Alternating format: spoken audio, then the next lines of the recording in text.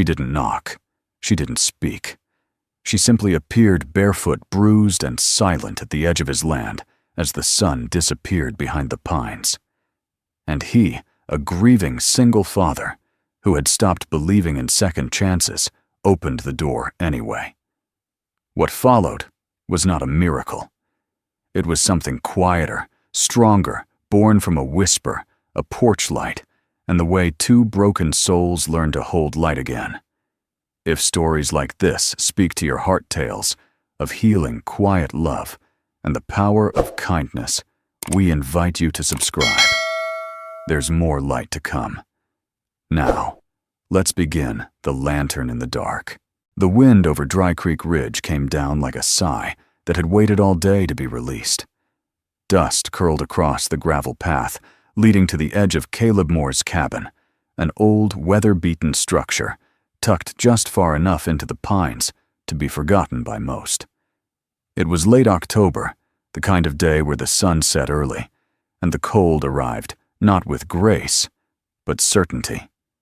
Caleb had just finished splitting the last of the firewood. His gloves were stiff with sap, and his back reminded him again that he wasn't 30 anymore. He leaned the axe against the porch rail and exhaled. The quiet was usual and complete until it wasn't. He heard it, a sound that didn't belong. Not wind, not fox, not coyote. Footsteps. Soft, uneven, hesitant, like someone dragging one leg behind them. Caleb's straightened instinct overriding weariness. He glanced toward the tree line, where the last light of day hovered like a question unanswered. And then she emerged. A girl, no, a young woman, barefoot, dust-streaked, wearing a thin gray dress that hung off her frame like surrender. Her arms were wrapped around herself. Her hair was long and unkempt, pulled into a loose braid that had nearly unraveled. She stopped just before the gate, as if unsure the earth beyond it was safe to step on. Caleb didn't move. Years of silence had taught him the power of stillness. She looked up at him. Eyes too old for her age. Eyes that had seen things no one should have to see. "I'm not here to steal," she said at her voice hoarse and low. I need to sit. Just for a while. Please." The words weren't practiced, but they were not new. She had said them before somewhere else, probably too many times. Caleb nodded once almost imperceptibly and stepped aside. "Come on in," he said. "You can rest on the porch if you want." She limped up the steps, wincing with each movement. Her right foot was swollen and bleeding along the arch. Caleb's eyes flicked down, then back up. He didn't ask questions. Instead, he opened the door to the cabin and held it. The woman hesitated, looking past him as if she could read the room with her bones. Finally, she stepped inside. The warmth of the fire that had been burning since morning spilled into her like sunlight breaking into a cave. She sank onto the edge of the worn leather couch and held her hands out to the flames, trembling. "I'm Caleb," he said, setting his gloves on the counter. "My son's upstairs. He's 6. Name's Eli. He sleeps early." She nodded, not meeting his eyes. "I'm Grace," she whispered. Fitting, he thought. He boiled water for tea and knelt beside her with a first aid kit. "I'd like to clean your foot if that's okay." There was a pause and then a nod. He worked in silence, wiping the wound, gently wrapping it with clean gauze. She flinched once, but said nothing. Her hands rested limply in her lap, fingers twitching slightly with nerves, or memory he couldn't tell. When he finished, he handed her the cup of tea. "You can sleep here tonight," he said. "Sofa's comfortable enough." "I'll be gone by morning," she murmured. "I'm not looking to stay anywhere." "I didn't say you were," Caleb replied evenly. She glanced up, and for a moment the firelight caught something in her expression, a flicker of suspicion melting into a sliver of something else. Not trust, not yet, but something that knew kindness when it met it. The room was quiet, except for the crackle of the fire and the ticking of the old mantel clock. Outside, the wind died down like even the night was holding its breath. Grace curled onto the sofa, clutching the fleece throw that Caleb had laid beside her. Her eyelids began to sink, but her voice stopped him just as he reached for the light switch. Why was it on? Caleb turned confused. What she gestured weakly toward the shelf. The lantern. The one with the brass base. It was lit when I walked up. Caleb froze. He hadn't touched that lantern in 6 years. It had belonged to his wife. She used to light it every night, no matter what. It had sat there, cold and dusty, since the night she died. Caleb hadn't thought about it, hadn't looked at it. He had buried that part of the house the way he had buried the ache. But tonight, before he opened the door, something had compelled him to light it. He looked at the flickering flame, then back at Grace, who was already half asleep, her breath softening. "I guess," he said slowly. "I thought you might need a little more light." Grace didn't answer. Her breathing evened, deepened. But just before the silence reclaimed the cabin, she murmured one last thing. "You lit it for me, but I think it brought you back." Morning came slowly to the ridge, casting a pale gold light through the pine slats of the old cabin windows. The first sounds were simple. The rustling of trees, the faint creak of settling wood, and the soft shuffle of little feet upstairs. Caleb Moore stood by the stove stirring oatmeal in a cast-iron pot. He hadn't slept much, not because of fear or suspicion, but because something inside him refused to rest. For the first time in years, his thoughts had wandered beyond routine and firewood and bedtime stories for Eli. They wandered toward her. She hadn't asked for anything. Not food, not shelter, not explanation. And that, more than any injury or vagueness, was what unnerved him most. People who were desperate usually asked. People who were running usually lied. But Grace, she'd come out of the trees like a memory and simply sat down, as though the ground had finally stopped spinning for her. He heard the gentle sound of movement behind him. She was awake. Grace stood in the doorway, barefoot on the wood floor, her dress still dusty from the day before, but her face softer somehow in the daylight. Her hair was messier, if that was possible, but it gave her a kind of fragile humanity that unsettled and humbled him at once. "I didn't mean to sleep in," she murmured. "You needed it," Caleb said without turning. She took a hesitant step forward, eyes scanning the room like she didn't want to belong in it. "Where's your boy?" "Still upstairs," Caleb replied. "He likes to pretend he's a lion before he gets out of bed." Grace gave a breath of a smile. It was small, quiet, but it was real. "You hungry?" Caleb asked, ladling oatmeal into a pair of bowls. She paused, as if the answer might cost her something. "I can eat," she said carefully. "Not quite, yes. Not quite, no." He placed the bowl on the table without comment. She sat, hands in her lap, for a moment before she touched the spoon. Her eyes flicked to the side, occasionally tracking every sound, every shadow. "Used to eating alone?" he asked casually. She didn't look up. "Used to not eating." Caleb leaned back against the counter, arms crossed. He didn't pry. She didn't offer. Eli's thudding feet broke the quiet as he barreled down the stairs in his footed pajamas, half lion, half whirlwind. "Morning," the boy shouted. Grace flinched but quickly caught herself. Caleb saw it the way she straightened, trying to be invisible. "Eli," Caleb said gently. "We have a guest. Her name is Grace." The boy stopped halfway to the kitchen, curious and blinking. "She hurt her foot last night. She's going to rest here for a bit." Eli took a cautious step forward, peering up at her. "Does it hurt a lot?" Grace blinked, then shook her head. "Not anymore." Eli studied her for a moment, then announced, "I had a dream about a turtle with a cape." Grace smiled again, wider this time. "Did it fly?" "No," Eli said seriously, "but it walked really fast." She laughed just once, but enough to shift something in the air. Caleb felt it. The first crack of warmth in a long frozen place. Breakfast passed in quiet conversation between father and son, with Grace listening more than speaking. She never asked what would happen next. She never asked to stay. She simply remained seated, palms resting flat against the wooden table, like she wasn't ready to let go of its solidity. Later that morning, Caleb found her outside sitting on the porch step with Eli, who was showing her how to whistle with a blade of grass.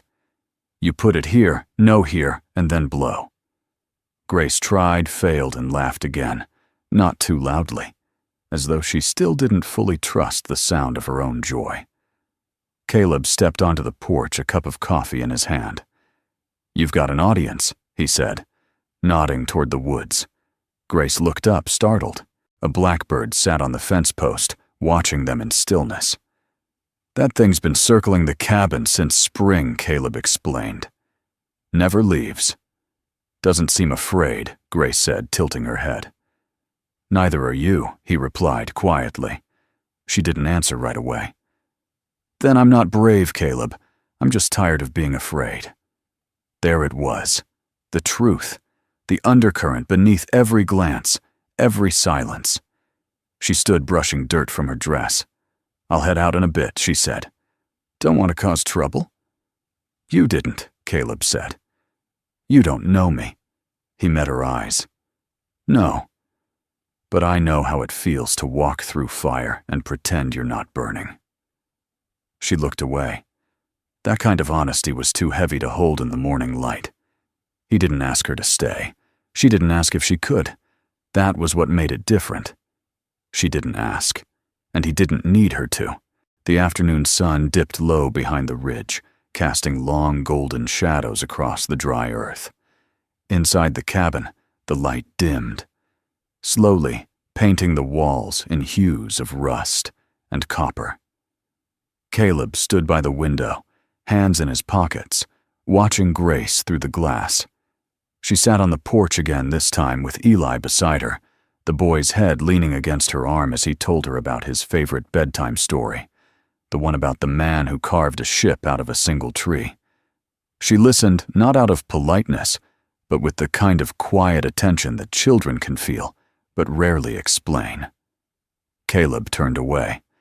He wasn't sure what unsettled him more, the fact that she hadn't left yet, or the way her presence didn't feel like an intrusion. He had made a life out of absence, the absence of sound, of touch, of asking for more than what the day offered. And now this woman, this stranger, had made the silence feel crowded. When the sun slipped behind the last line of trees, Caleb moved toward the bookshelf. His hand hovered over an old brass lantern, its glass fogged with dust, its base dull with age. He hadn't lit it since the night his wife died. That night still visited him, in flashes, the soft groan of the floorboards, when she stood in the kitchen for water, the crash of the cup, the frantic dial tone when his hand shook too much to press the right numbers, the blood, the silence. The lantern had been lit then. She always lit it before bed, said it helped her breathe. After the ambulance left, Caleb sat beside it until the flame went out on its own. And then he left it there, untouched, unburning, entombed.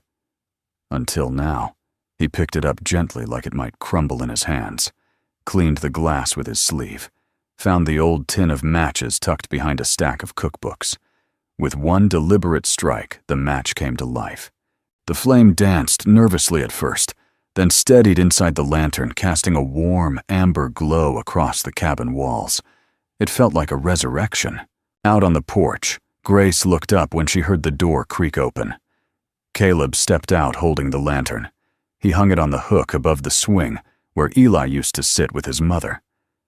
It gets dark fast up here, he said. Grace nodded slowly. I noticed. She glanced at the lantern, then back at him. Her eyes were unreadable in the twilight. I hope it's okay I'm still here, she said after a long pause. Caleb didn't answer right away. Instead, he sat beside her and looked out toward the woods where the sky was turning the color of bruised plum. Most people, he said slowly, leave before the second night. You're not the first person to come through here. Grace stiffened slightly, as if reminded that she was still temporary. But Caleb added, "You're the first one I lit that lantern for." That made her turn to him. Really turn. "Why now?" she asked. He stared at the trees, because when you walked out of that forest, you looked like someone who needed to know light still exists. Silence followed. Not heavy, but full. Charged. Grace lowered her gaze. Her fingers toyed with the hem of her sleeve, tugging at a loose thread. "You didn't ask what happened," she said, voice barely audible. "No." "Why, because I figured you'd tell me when you were ready." Her lips parted like she might respond, but the words didn't come. Instead, she leaned back against the porch, post, eyes closed, letting the light of the lantern spill over her like a blanket she wasn't used to needing. Eli came out a moment later, with his stuffed rabbit in one hand and his sketch pad in the other. "Can I draw Grace?" he asked. Grace blinked.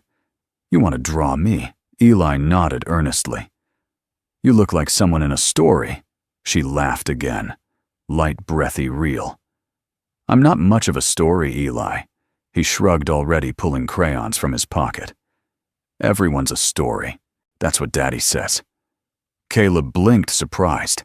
He hadn't remembered saying that. But maybe he had. Maybe once upon a time before his voice had rusted and his heart had slowed. Grace let the boy sit beside her as he began sketching, tongue peeking from the corner of his mouth in concentration. She watched him quietly, eyes soft. Caleb rose and went inside, returning with 2 mugs coffee for him, tea for her. She took it with both hands, warming her palms. The lantern flickered in the growing dark, casting shadows that danced across the porch, across the people who sat there. One rebuilding, one relearning, one just beginning. "I used to be afraid of the dark," Grace said softly. "But I think I was more afraid of what light would show me." Caleb looked at her. "What do you see now?" She turned to him. Their eyes met in that orange-hued quiet. "I see a man who still lights a lantern for someone else." The wind picked up that night, sharp whispering through the eaves, like a memory trying to return. Inside the cabin, warmth pulsed gently from the stone fireplace. Eli had fallen asleep, wrapped in his dinosaur blanket, one hand still clutching a crayon. His half-finished drawing of Grace lay crooked on the coffee table, her outline uncertain, but her eyes drawn large, as if the boy instinctively knew they were the most important part. Caleb watched the fire for a while, then climbed the stairs to check on his son. Eli's breathing was even deep, the kind of sleep children fall into when they feel safe. He stayed there for a minute longer, really not out of worry, but habit. The quiet of the cabin wrapped around him like a coat he hadn't worn in years. Back downstairs, Grace still sat in the chair by the fire. She hadn't said much after dinner. She had offered to wash the dishes, and he had let her. That small act, her sleeves rolled to the elbows, hands moving quietly over plates, had filled the cabin with something he hadn't felt in a long time. Not noise, not bustle, but life. Now, as Caleb reached to turn off the last of the porch lights, he caught a sound that wasn't the wind, a note, a tone, barely audible. Singing. He paused. The melody was thin, almost weightless, like breath woven through shadow. It took him a moment to realize what it was. She was humming. Not loud enough for performance, just loud enough for comfort, like someone singing to an old ache so it wouldn't feel alone. He stepped down one stair, quietly peering around the corner. Grace sat cross-legged by the hearth, her back to him, a mug of lukewarm tea cradled in both hands. And then it came her voice. Soft, steady, delicate in its brokenness. Hush now, the storm is sleeping. The night won't hold you long. Light will find you reaching, even if you're wrong. The melody pierced through something deep in Caleb's chest. He knew that song. He had written it. Years ago when his wife was pregnant with Eli. They'd lost a baby before, and the fear had turned their nights into quiet fields of tension. He wrote that lullaby in the back of a medical journal, played it once on the porch just for her. She'd cried when she heard it, said it felt like a promise. He never played it again after she died. How did Grace know it? She didn't see him standing there. She finished the verse and fell silent, staring into the fire like it was the only place left that didn't ask questions. He stepped back, let the moment be hers. The next morning, Caleb didn't mention the song. He made breakfast eggs, toast bacon. The smell filled the cabin like a familiar hymn. Eli bounded downstairs, chattering about a dream involving a giant pickle that tried to steal his shoes. Grace sat at the table smiling faintly, the way someone does when they've survived another night without giving up. As they ate, Caleb caught her eye once. She held his gaze. He saw it there, just a flicker, the recognition that he knew. But neither of them said anything. After breakfast, Eli dragged Grace outside to show her a secret fort behind the woodshed. Caleb used the moment alone to refill the wood box. He didn't think, didn't analyze, just worked the way he always did through motion. But even as he chopped logs, the melody clung to him. He returned to the cabin mid-morning to find Grace folding Eli's sketchpad pages into a neat pile. She was humming again. Not the lullaby this time, but something simpler, brighter. "Where'd you learn that song?" he asked, setting the wood down. She froze, the hum dying on her lips. Her hands flattened the page a little too carefully. "I didn't learn it," she said, without looking at him. "I remembered it." How she was quiet. Then finally I heard it once, a long time ago. From the trees. Caleb frowned. From the trees, Grace sat down, the paper forgotten. "Before I came here. There was a night She stopped, her hands folded into each other. I was going to do something permanent. Something stupid. I walked out past the bridge near Ash Hollow. It was cold. Everything in me felt done. Caleb listened, unmoving. I sat down by a tree. There wasn't a car in sight, no lights, no houses, just dark. And then I heard it, someone playing guitar. Soft, slow. That song. Her voice cracked. I thought maybe it was God, or a ghost, or maybe I'd already gone. But it kept playing, just long enough to keep me breathing. Caleb's jaw clenched. He remembered that night. It had been late spring. He couldn't sleep, so he'd gone out on the porch with his old guitar, something he hadn't touched in months. He didn't plan to play anything. His fingers had moved before his thoughts caught up. The bridge wasn't far from his land. It had been him. And now she was here, in his home, holding his son's drawings, singing the song that saved her. Neither of them spoke for a long moment. I guess Grace said softly, "That was the night you lit the lantern. You just didn't know it." The wind had died down by nightfall, leaving the air outside the cabin still and unusually warm for October. Inside, the wood stove crackled softly, casting amber light over the worn floorboards. The house seemed quieter than usual, more than silence. It was the kind of quiet that arrived when unspoken things hung thick in the air. Caleb sat at the kitchen table, turning a half-empty mug of coffee in his hand.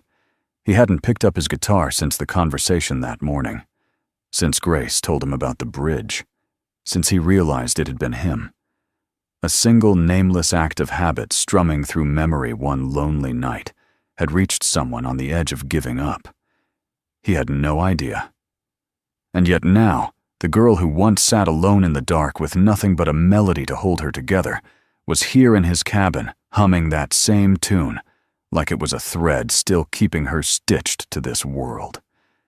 He wasn't sure what to do with that. Eli had gone to bed early, worn out from building a nest of sticks and pine cones with Grace that afternoon. Caleb had watched from the porch as the two of them moved through the yard, with an ease that felt rehearsed, like they'd always been part of the same rhythm. It stirred something inside him that felt like hope, dangerous, uninvited hope. Now, as he sat in the quiet, he heard the floor creak behind him. Grace appeared at the edge of the hallway, wrapped in one of the old knit blankets that once belonged to Caleb's mother.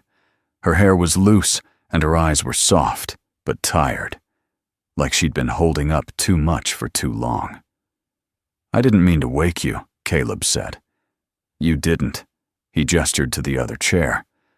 "Couldn't sleep." She hesitated, then stepped forward and sat, her hands cupped around a warm mug of tea, though she hadn't touched it. "I keep thinking about that night," she said. "At the bridge."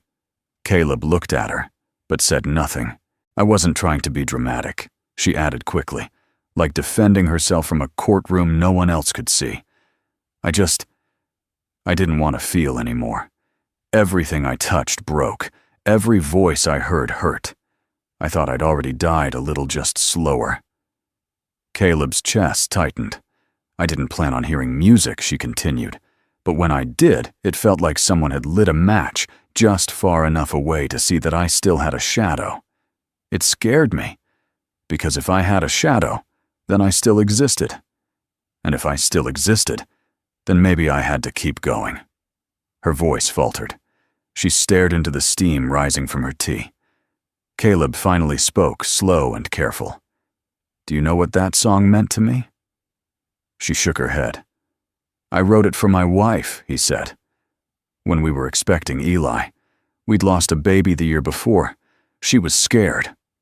I was too. I couldn't fix it, couldn't promise anything. So I did the only thing I knew. I wrote her something soft, something to hold her when I couldn't find the words." Grace's eyes shimmered. "Did she ever hear it?" Caleb nodded. "Once. She cried, then made me promise to play it when the baby was born." His throat tightened. "I never got the chance. She didn't ask for details.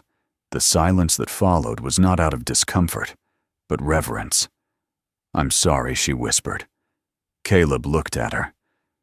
"You're not the only one who sat somewhere thinking the dark might be better than the pain." She glanced down. Her fingers trembled slightly as she set the mug on the table. "You want to know the part that finally broke me?" she asked. Caleb didn't speak, just waited. Grace stared ahead. "It was 2 days before I walked out of those trees. I was in a shelter, if you could call it that.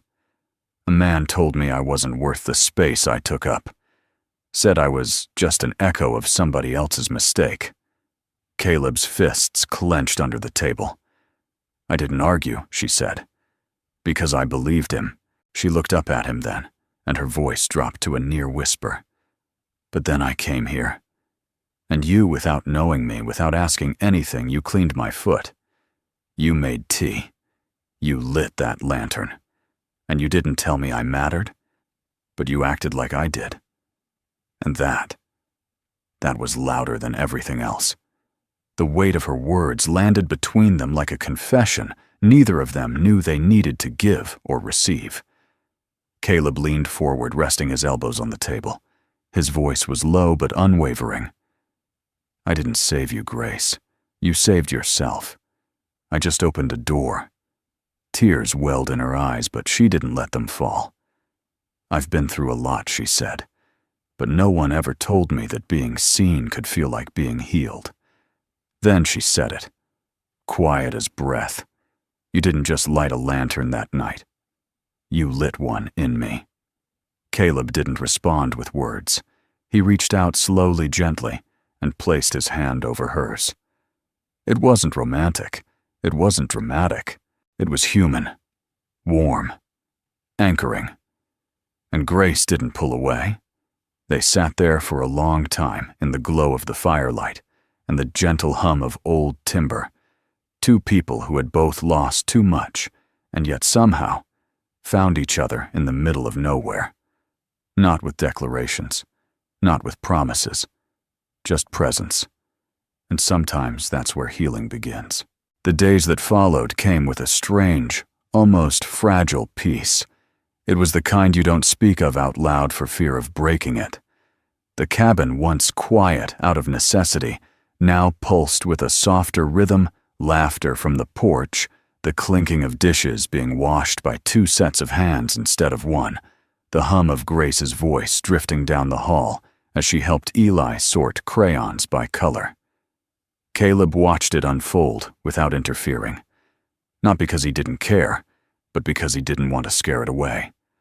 There was something healing in Grace's presence, not fast or loud, but steady. She never asked to stay, and he never told her she could. And yet, with each passing day, she made herself part of the fabric of their lives in small, graceful ways. Folding laundry that wasn't hers, braiding Eli's hair into a lopsided warrior braid for fun, leaving little sprigs of pine on the window ledges like she was decorating a space in her soul. But even in the warmth, Caleb sensed the weight she carried like a woman walking carefully over thin ice. She laid herself. It came to the surface one evening, quiet as breath. Caleb had just finished stacking firewood behind the cabin when he heard something sharp, sudden. Not a voice, not a crash, a breath, cut short. He followed the sound around the corner, boots crunching against gravel. The back door was slightly ajar. Inside the kitchen, light was on, casting a faint glow across the floorboards. And there, near the sink, Grace was on her knees, arms wrapped tightly around her middle, her forehead pressed against a cabinet door, her whole body trembling. Caleb stopped cold. She didn't see him. He took a step forward. Grace. His voice was low, not soft. She gasped, startled, turning away slightly. Sorry. I dropped a glass. Her voice was too calm, her eyes too wide. On the floor, a single mug had rolled under the counter, still whole. Caleb didn't move. You weren't reaching for it. Grace shook her head, swallowed hard, and stared at the floor like it had betrayed her. I'm fine, she whispered. Something came over me. Caleb stepped closer, kneeling slowly beside her. You don't have to explain, he said gently. But you also don't have to pretend. That was all it took. Her shoulders crumpled forward, and the sob came not like a crack, but like a dam giving way. She didn't cry like someone seeking comfort. She cried like someone who hadn't cried in so long she forgot how not to. Caleb didn't touch her, didn't reach for her. He simply sat there silent and still, giving her the space no one else ever had. I hate this, she said through clenched teeth. I hate that I break like this over nothing. I'm not this fragile. I swear I'm not. I believe you, he said. She shook her head. You shouldn't. You don't know me. Maybe not, he said. But I'm getting to. Her breathing slowed. She sat back against the cabinet, eyes red, but clearer now. I lived with a man for almost 2 years, she said, voice flat. He didn't hit me. Not with fists, just words. Just enough to make me believe I was nothing. He isolated me from everyone. My parents had passed. I had no siblings. By the end of it, I thought I was the problem. Caleb stayed quiet. Then one night she continued, I forgot to unplug the iron. Nothing happened. Nothing caught fire. But he looked at me like I'd burned the house down, and he said, You shouldn't be trusted with anything, not even yourself. Her throat tightened again, but she pressed on. I left that night. No plan. No bag. Just ran. I walked 5 miles in the dark to the bus station. I had $24 and no idea where to go. For months I slept in shelters, on benches behind churches. Got used to being invisible. And the bridge, Caleb asked gently. Grace nodded. I think I just got tired of not existing. Until I heard you. The weight of those words settled over him again. The unexpected impact of a single moment, a man with a guitar on a porch, unknowingly giving someone just enough hope to keep breathing. Caleb leaned forward slightly. "You weren't invisible that night." Grace looked at him. He added, "You're not invisible now." Tears slipped silently down her cheeks, but this time, she didn't hide them. Later that night, after Grace had gone to bed and Eli was fast asleep, Caleb stepped out onto the porch with his guitar. He hadn't played it since the day Grace told him her story. He ran his fingers across the strings now, not to perform, not to recall, but to answer, to respond. Under the lantern's glow, he played that lullaby again. Slower this time. Softer. In the window, he saw her silhouette. She didn't come outside. She didn't need to. She was listening. And maybe that was enough.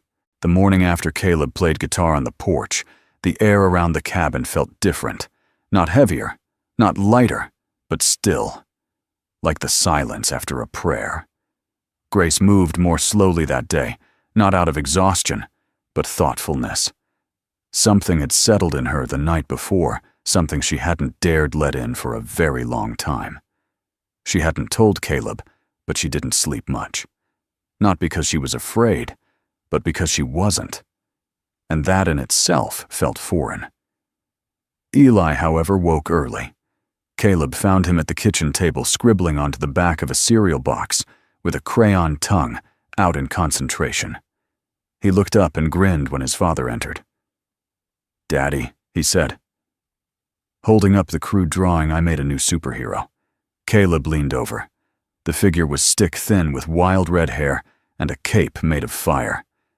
"Who's this?" Caleb asked. "She's called Flame Girl. She saves people without punching anything." Caleb smiled. "Sounds powerful. She sings," Eli said seriously. "And the bad guys just stop." Caleb ruffled his son's hair. "Don't let Marvel steal that." Grace appeared then, rubbing sleep from her eyes, her sweatshirt too big, and her expression soft. Eli looked up at her, like he always did now, with something like awe and something like ownership, as if she belonged in the rhythm of his days, and he knew it before anyone else. "Grace," he said, holding up the picture, "this is you kind of—" She blinked, taken off guard. "Me, you sing and you save," he said simply. "And your hair is kind of wild." Caleb choked on a laugh behind his coffee. Grace smiled, faint but genuine, and sat across from the boy. "You're something else, Eli Moore." He grinned proudly, then leaned his elbow on the table and studied her for a moment. "Grace, can I ask you something?" Her smile dimmed just slightly. "Of course." His eyes were wide, innocent, clear. "Are you my new mom?" The world tilted. Caleb froze at the counter, shoulders locked. Grace's face went pale, not with fear, but fragility. She didn't look at Caleb, didn't move, didn't breathe for a full second. Then she knelt beside Eli's chair, gently resting her hand over his. "Oh, sweet boy," she said softly. "I'm not your mom." Eli nodded slowly. "But you make breakfast, and you read with me, and you sang when I had my nightmare." Caleb closed his eyes. Grace's voice didn't waver. "I know," she said, "and I love doing all of that. I love being here with you. But your mom, your real mom, she loved you first, and she always will, even if you can't see her." Eli's face tightened. "But I don't remember her, just pictures." Grace took a slow breath. "That's okay. Sometimes the heart remembers what the brain forgets." He didn't fully understand, but something in him relaxed. He crawled into her lap, tucking his head beneath her chin. Caleb watched from across the room, unable to move.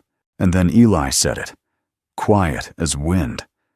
"Can I still call you Grace?" "Mom," in my head. Grace's lip trembled. She closed her eyes. "You can call me whatever feels safe," she whispered. Later that day, when Eli went to play in the yard, Caleb found Grace sitting on the porch steps, her hands laced tightly between her knees. He didn't mean anything by it, she said, without looking at him. Kids just say things. I know, she swallowed. I didn't want to lie, but I didn't want to hurt him either. You didn't. A pause. I'm not trying to take anyone's place, she added, voice thin, especially not hers. I know that too. Grace turned to him. Do you ever wish she was still here? Caleb didn't answer right away. He looked out toward the trees, the same trees Grace had once emerged from, limping and afraid. I used to wish it every day, he said. But lately, I just wish she could see us. Grace blinked. Us. You. Eli.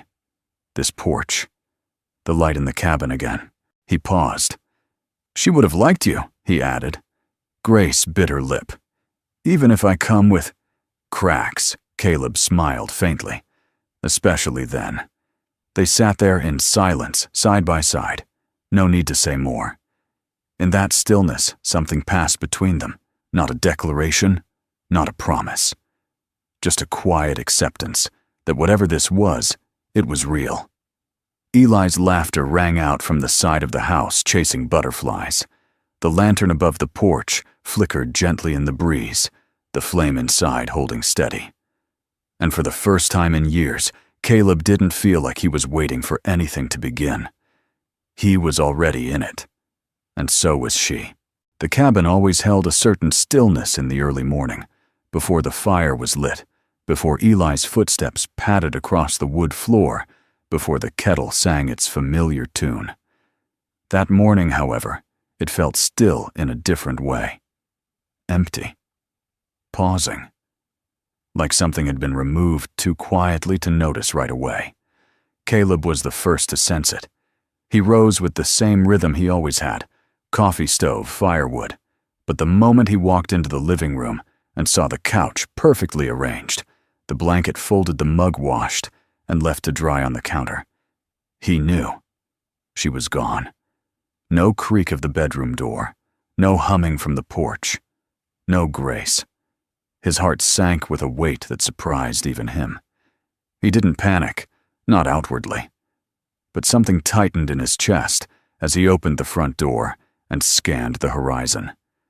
The trail toward the road was faint, but he saw them footprints, lopsided from her still healing foot, pressed slightly deeper into the dust, leading away. Not running, not fleeing, just leaving. He didn't wait. He saddled up his horse Duke, and within minutes was trotting down the trail, heart beating faster with every step. The sun was just lifting over the ridge, golden and gentle, but his thoughts were far from peaceful. He wasn't angry. He wasn't even confused. He was afraid that the girl who had walked out of the woods might now disappear into them again. Afraid that she still didn't believe she deserved to stay.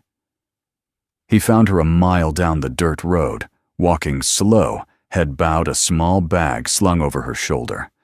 Her figure looked even smaller against the wide stretch of wilderness behind her. He pulled Duke to a stop and dismounted. Grace. She turned, startled. When her eyes met his, she looked as if she had been caught doing something wrong. Not illegal, just unwelcome. I didn't want to wake Eli, she said quickly. I was going to leave a note. Caleb approached, calm but steady, while she opened her mouth, then shut it. Her hands gripped the strap of her bag so tightly her knuckles whitened. I overstayed, she said. You gave me more than I had a right to ask for. I didn't want to ruin that. Caleb's brow furrowed. Ruin what, this? She motioned vaguely toward the cabin behind him, the trees, the sky. You, Eli, the peace. He exhaled sharply. Grace, you didn't ruin anything. You built something here. She shook her head. No, I just took space until I didn't feel like a stranger.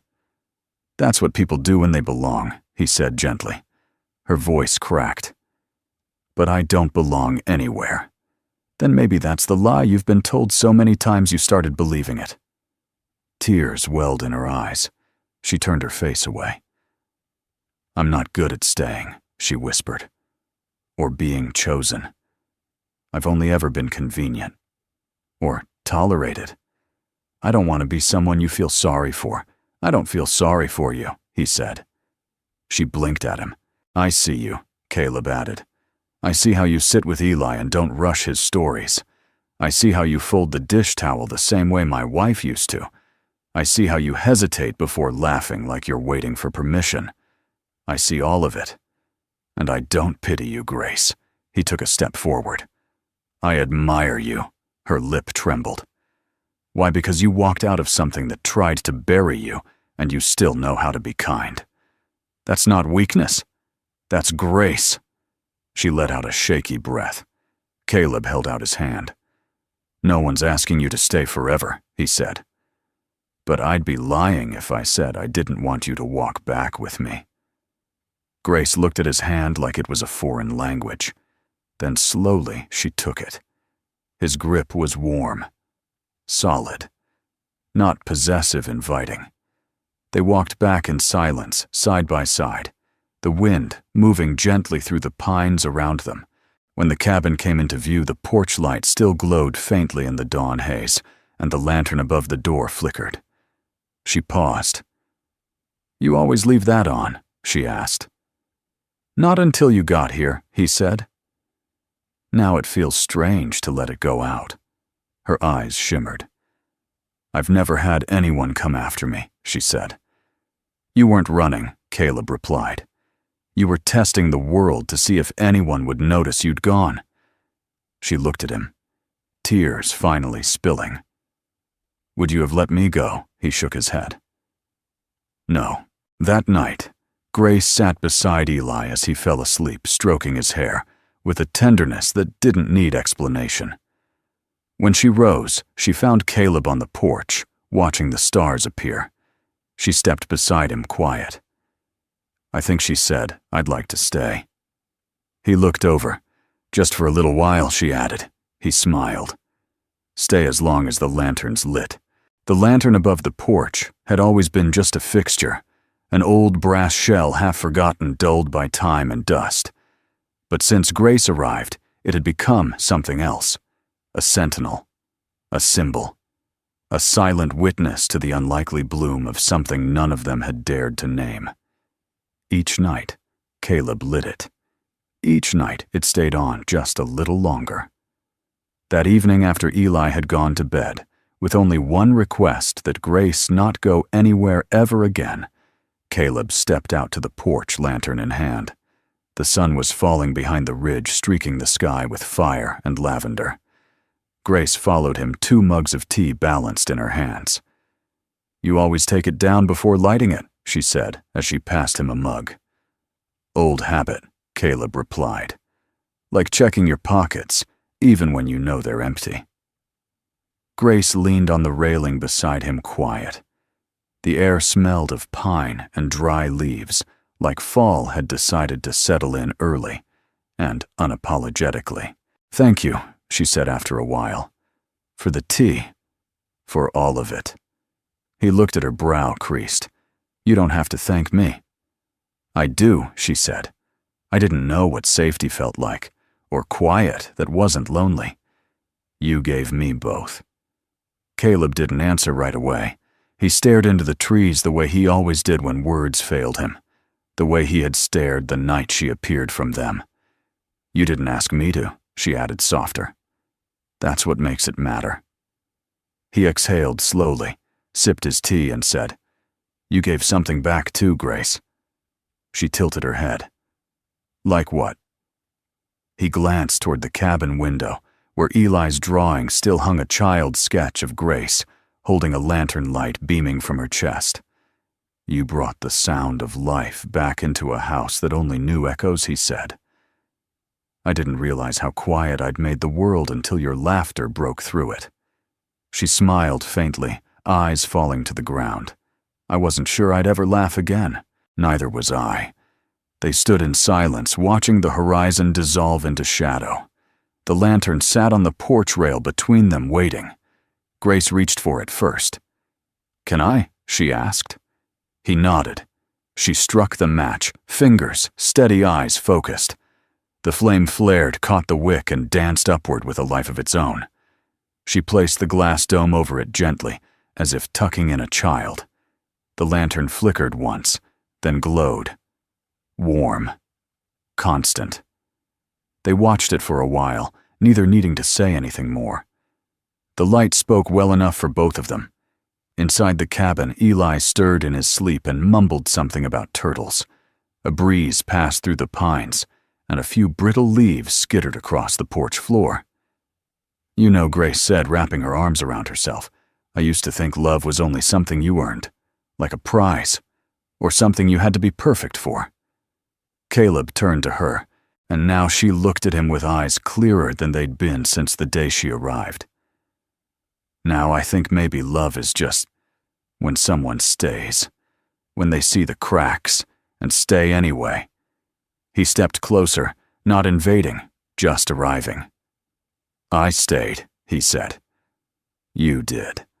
He looked at her for a long moment, then reached up and gently tucked a stray strand of hair behind her ear. His touch was feather-light reverent. Her breath caught, but she didn't pull away. Neither moved to close the distance. There was no kiss, no dramatic crescendo, just a stillness that pulsed with meaning. The lantern glowed between them, its soft, steady flame catching in their eyes. "You don't have to know what comes next," Caleb said, voice low. "But I want you to know you don't have to walk through it alone." Grace swallowed hard. "Neither do you," she whispered. Later, when they parted for the night to his quiet bedroom, she to the small guest room she'd begun to call her own, the lantern remained lit. And from the road, if anyone had passed by that lonely stretch of cabin, they would have seen it, a golden flame in the dark. A light that said, "Someone is home. Someone is healing. Someone stayed." The first frost came in the night. By morning, the porch was laced with delicate white crystals, spiderweb thin and beautiful in their quiet arrival. Caleb stood by the window, coffee in hand, watching the sun melt away the frost as though nature itself were learning how to start over. Behind him, he heard soft steps. Grace. She'd begun to leave her door open in the mornings, and the sound of her presence had grown familiar, not just accepted, but expected. A new rhythm had formed, and though no one said it aloud, it was clear to all three of them that this was now home. She joined him by the window, arms folded tight around her sweatshirt. "It looks different," she murmured. "The frost." She shook her head. "The view. This house. Everything." Caleb nodded. "You've been seeing it through a different lens." She smiled faintly. "Yours?" He turned to her. "No. Yours." That afternoon, Grace sat at the kitchen table while Eli played on the rug behind her with plastic animals. She held a pencil in one hand, an old notebook of Caleb's in the other. The page was blank except for the words she had written at the top in trembling letters. "Who I was, who I am." She stared at it for a long time. Then she wrote her name. Not just Grace Turner, but her full name. Grace Marie Sinclair Turner. She hadn't used it since she was 19, since before the man who broke her peace. By peace convinced her she didn't need a past, didn't deserve a future. He had stripped away everything that made her real until all she had left was a first name she barely believed in. But now the name felt different, like a door swinging open. Caleb entered the room quietly and paused when he saw her writing. He didn't ask what it was, didn't need to. Grace looked up at him, then down at the page. "Marie was my mother's name," she said. "Sinclair was my father's. I gave them up when I didn't think I deserved to be anyone. Caleb sat across from her, and now she took a breath. "Now, I want them back." He nodded, eyes soft. "Then they're yours." Grace looked toward the window where the frost had fully melted. "You ever think we bury the wrong things?" she asked. "Like we try to kill off pain but end up burying the parts of ourselves that still believe in light." Caleb thought about that. Maybe we don't bury them. Maybe we just forget where we left them. She met his eyes. "You helped me remember." That evening, Grace cooked dinner. It wasn't fancy stew and cornbread, but it filled the cabin with warmth that had nothing to do with temperature. Eli helped, of course, which meant more flour on the floor than in the bowl, but no one minded. Not tonight. They ate together at the table. Grace told a story about her dad teaching her to fish, and for the first time her voice didn't falter when she spoke of the past. Caleb watched her as she laughed, head tilted slightly, eyes bright, and he knew with absolute clarity she wasn't surviving anymore. She was living. After dinner, while Eli brushed his teeth, Grace stood near the fireplace, arms wrapped around herself as the flames danced. Caleb joined her, his presence grounding. "I've been thinking," she said. "That always worries me," he replied, smiling. She nudged his arm gently. "I think I want to use my full name again. Not legally, just personally. Like a quiet rebellion against everything that tried to erase me." Caleb nodded. "Then say it." She hesitated. "It feels like standing on the edge of something." "You are," he said. "And you're not alone." So she said it. Not loud, not dramatic. Just a whisper. A resurrection. "My name is Grace Marie Sinclair Turner." The fire flickered behind her, golden and steady, casting her shadow long across the wood floor. Caleb reached for her hand. "You wear it well," he said. She looked at him, eyes shimmering. "I thought if I ever found someone who wanted to know all of me, they'd be scared off." "I'm still here, I know," she said. "That's what scares me." He smiled gently. "Then let's be scared together." Later, when the house was quiet and the lantern on the porch burned low, Caleb found the notebook on the kitchen table. Grace had left it open.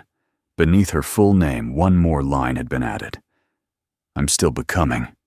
He closed the notebook with care and placed it beside the lantern, whose soft glow reached across the room like a hand offered in silence. And he whispered her name, all of it, to himself, not as a reminder of her past, but as a vow to walk with her into whatever came next. The morning light filtered through the lace curtains with the gentleness of someone knocking softly before entering. Outside, a layer of frost clung to the long grass, glittering like scattered salt in the sun. The cabin was still. Too still. Caleb stirred in bed, listening. No kettle whistling, no footsteps, no soft voice humming a half-remembered tune. For a moment, panic tightened in his chest, a ghost of an old fear. She left.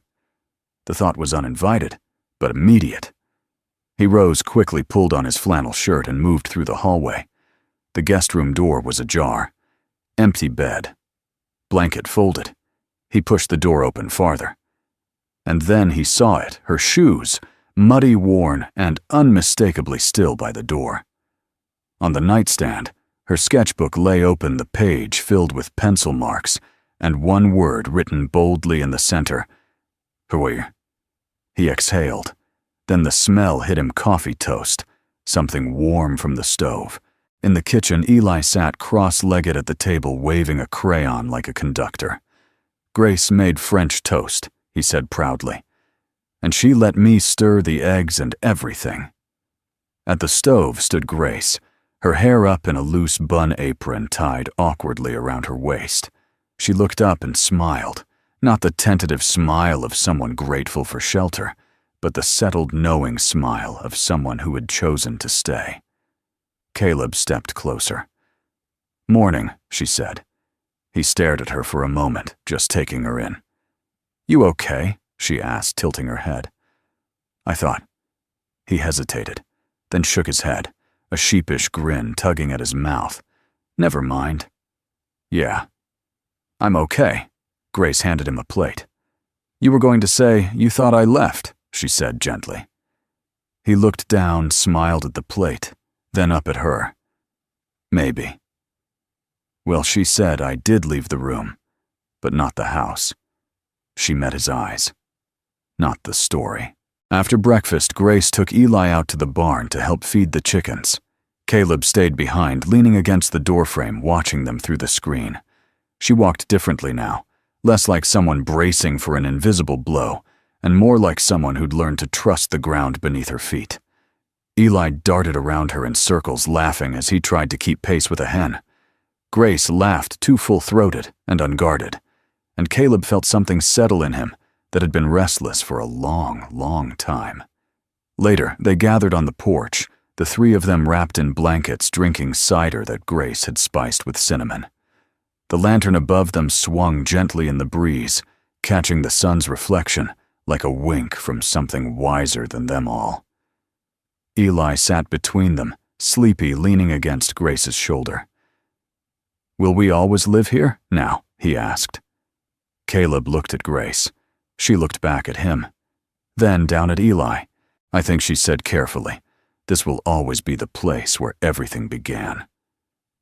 Eli squinted. What began, Caleb ran a hand through his son's hair. "Whatever we decide." That night, long after Eli had gone to bed, Caleb stood on the porch beside the lantern. Grace joined him quietly. "You know," she said, watching the flicker of the flame when I walked out of the trees that first night, "I didn't think I'd last a day here."